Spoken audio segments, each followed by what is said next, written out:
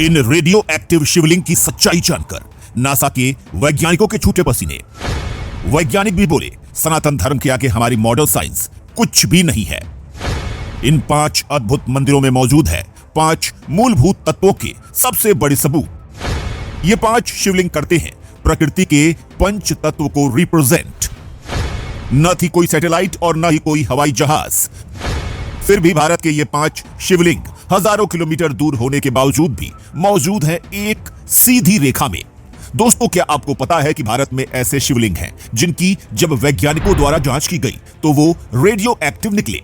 जी हां दोस्तों, हम कोई मजाक नहीं कर रहे, बल्कि ये बात बिल्कुल सच है। और अब ये बात जानकर कि भारत में मौजूद शिवलिंग रेडियो एक्टिव है, दुनिया भर के वैज्ञानिकों में खलबली मच चुकी है। और दोस्तों, इतना ही नहीं, हमारे देश में मौजूद ज्योतिर्लिंग में ऐसी ऐसी अद्भुत चीजें और सुपर साइंस के कॉन्सेप्ट छुपे हुए हैं जिनके बारे में सोचकर ही अब वैज्ञानिकों के पसीने छूट जाते हैं। दोस्तों, आप शायद नहीं जानते, लेकिन हम आपको बता दें कि भारत में जब वैज्ञानिकों द्वारा रेडियो एक्टिव जगहों की जांच और तलाश की गई तो हमारे एटॉमिक रिसर्च सेंटर्स के अलावा भी वैज्ञानिकों को ऐसी कई सारी जगह मिली जो बहुत ही ज्यादा रेडियो एक्टिव थी। और दोस्तों, जब उन्हें पता चला कि ये रेडियो एक्टिव चीजें कुछ और नहीं बल्कि हमारे मंदिरों में मौजूद शिवलिंग है, तो वैज्ञानिक एक बार फिर से हिंदू धर्म के आगे नतमस्तक हो गए। क्योंकि दोस्तों, वैज्ञानिकों को भी ये चीज समझ में आ गई कि शिवलिंग पर पानी, धतूरा, दूध, बेलपत्र जैसी ठंडी चीजें इसलिए चढ़ाई जाती हैं ताकि शिवलिंग में से निकलने वाली रेडियो एक्टिव किरणों को कम किया जा सके। क्योंकि दोस्तों,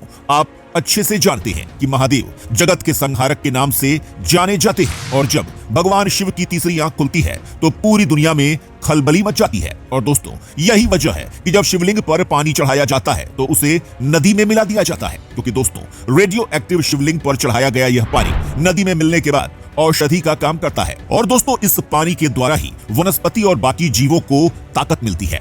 और दोस्तों, इतना ही नहीं, बल्कि जब वैज्ञानिकों ने हमारे ज्योतिर्लिंग की जांच की तो उन्हें एक और भी चौंकाने वाली बात का पता चला।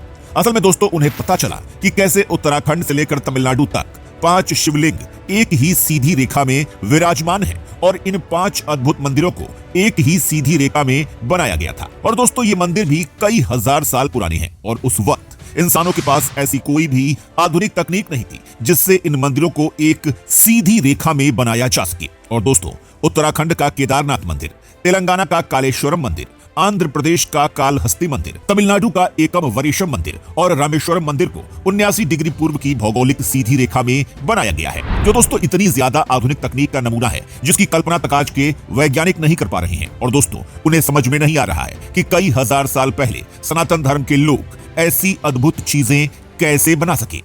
साथ ही दोस्तों, वैज्ञानिकों को यह भी पता चला है कि इन 5 मंदिरों में मौजूद 5 शिवलिंग अपने आप में 5 मूलभूत तत्वों को प्रस्तुत करते हैं। जी हां दोस्तों, वो 5 मूलभूत तत्व पानी, अग्नि, पृथ्वी, आकाश और वायु, जिससे ये पूरी की पूरी दुनिया बनी हुई है। असल में दोस्तों, यहाँ मौजूद 5 मूलभूत तत्वों को दिखाते हैं। और दोस्तों, सनातन धर्म में मौजूद इस वैज्ञानिकता को देखकर अब नासा तक के वैज्ञानिकों के होश उड़ चुके हैं। और दोस्तों, वैज्ञानिक तो अब सनातन धर्म को विज्ञान का सबसे बड़ा धर्म भी कहने लग चुके हैं।